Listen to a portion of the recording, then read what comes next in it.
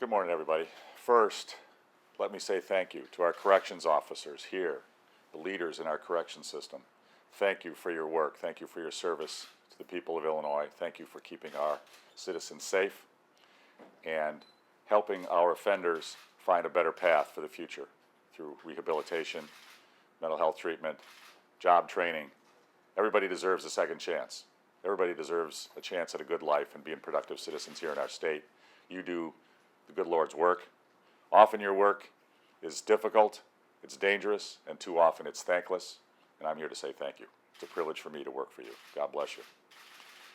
Came here to the Quad Cities, been here many times to Rock Island County, and I'll be back many times in the future. Wanted to stop in today for two reasons. One, to give you an update on what's been happening in Springfield. The other is to ask for your help. First, let me give you an update. I think you've heard by now, the General Assembly ended their spring session on Tuesday. Stunning failure. Complete dereliction of duty. The General Assembly, and the supermajority Democrats that control it, completely failed. They failed to pass a budget. They failed to pass reforms to make us more competitive and grow our economy and grow more jobs. They failed to pass reforms to fix our pension system, make sure that it's fully funded and is affordable and fair to our hard-working state employees. They failed to pass true reforms to fix our property tax system so we don't have the broken high property taxes, highest in America anymore. And they failed to pass political reforms so our democracy will work for our people again through term limits on elected officials. So we end this system of self-dealing and long-time political cronyism. It's a travesty what's happened in Springfield with the General Assembly. Speaker Madigan and his Democratic Party have the supermajority, and they've been the majority in the General Assembly for more than 30 years. They have controlled the spending and the policies and legislation in our state government for more than 30 years. And over those 30 years, we have the highest deficits of any state in America. We have the highest debt of any state in America. We have the highest unpaid pensions of any state in America. We have the highest unemployment rate of any state in America. We have the highest rate of people leaving of any state in America. We have the highest rate of cronyism and patronage and corruption of any state in America. We have the worst education funding system and state support for schools of any state in America. We have lower family incomes today in Illinois than we had 17 years ago.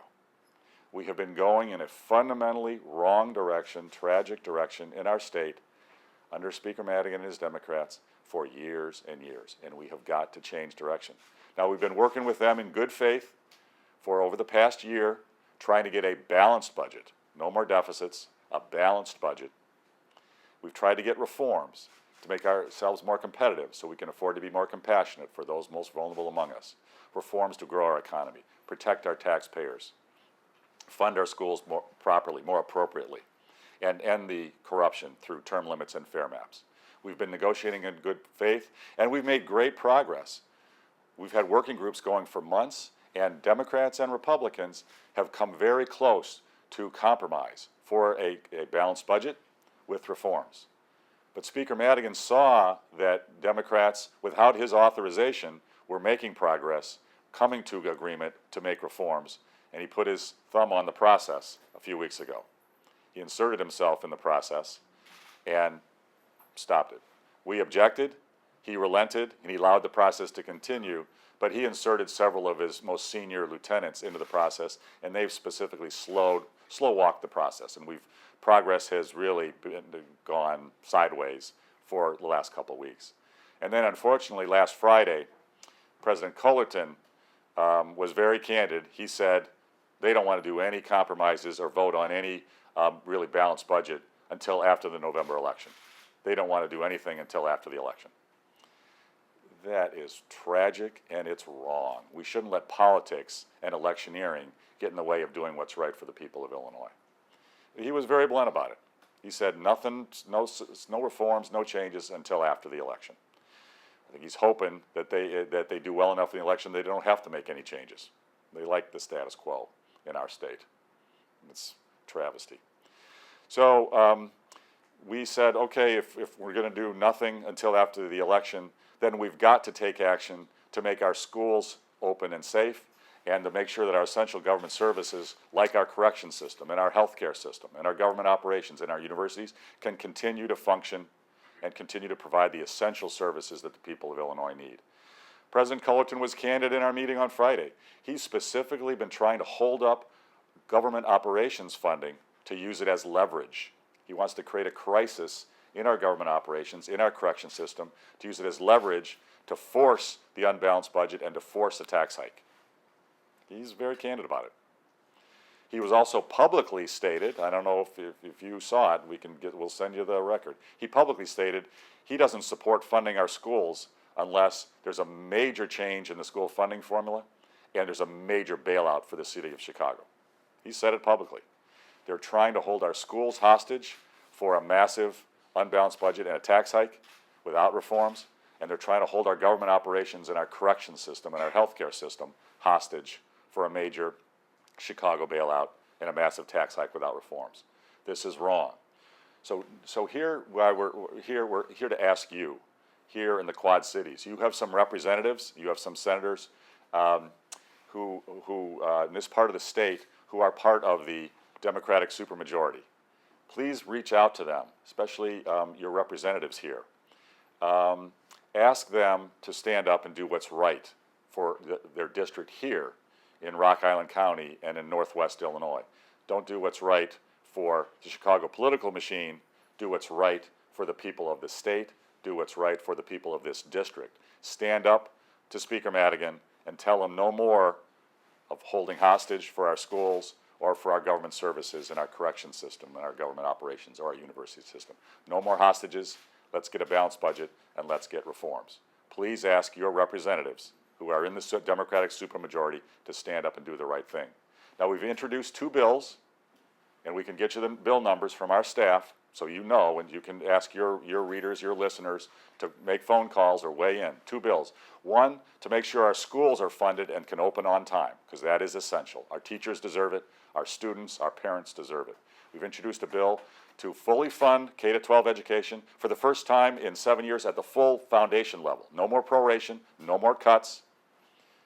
Fully fund our schools right now so they can open on time in August, in the late summer. We also, in that bill, include early childhood education funding.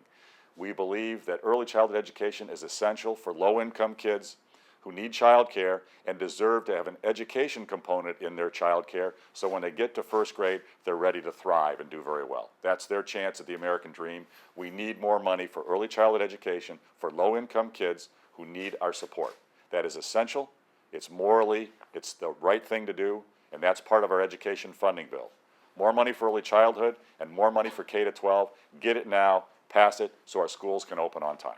That's one bill. The other bill is for government operations, for our correction system, which is critical to public safety and the health and well-being of all the residents of Illinois. Our healthcare system, our university system, our essential government services, they have to keep functioning. And if President Cullerton and Speaker Madigan say no agreements, no balanced budget until January after the election, then we've got to make sure that our government services continue to function despite the fact that they didn't do a budget and won't do a budget. So we've introduced a bill to fund, on a stopgap basis, to fund essential government services from now till January to keep everything function, keep our correction system open and operating properly.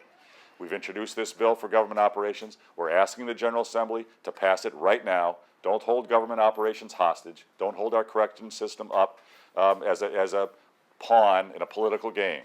Pass these two bills now. We asked that the General Assembly pass the bills on Tuesday, on their last day. They said they'll consider it. They're not in any hurry. They want to hold it up as part of a political game. And you know what they did on the last day, Tuesday? Instead of passing a balanced budget or reforms or bill to keep our schools open and to fund our government operations, they passed a bill to have a healthy puppy day. I love puppies, and we need healthy puppies. And I'm a big dog owner. But you know what? We have a crisis. We have no budget. We have government operations that are on the verge of suffering and maybe shutting down in portions, and we have schools on the verge of not opening. We need to focus, set our priorities, and do the right thing for the people of Illinois, and we need your Democratic representatives here, who are part of the supermajority, to stand up to the Speaker and the Chicago political machine, stand up against them, and do what's right for Northwest Illinois and Rock Island County. That's why we're here.